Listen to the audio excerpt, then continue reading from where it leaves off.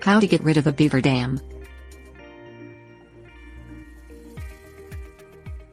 Beavers are one of the few animals that are able to alter their environment to benefit their needs.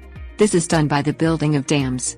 Dams create wetlands, which can be beneficial for other animals, but problematic to landowners.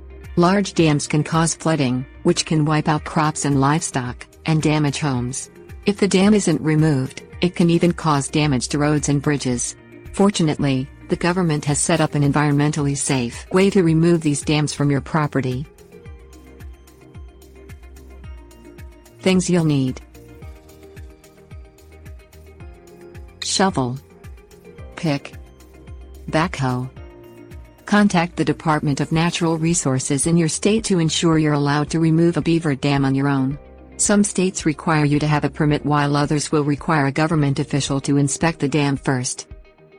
Remove the beavers from the area. Most states request that you humanely euthanize the creatures by shooting them. If this is not possible, you can contact animal control and request that they kill or capture the beavers and relocate them to another area.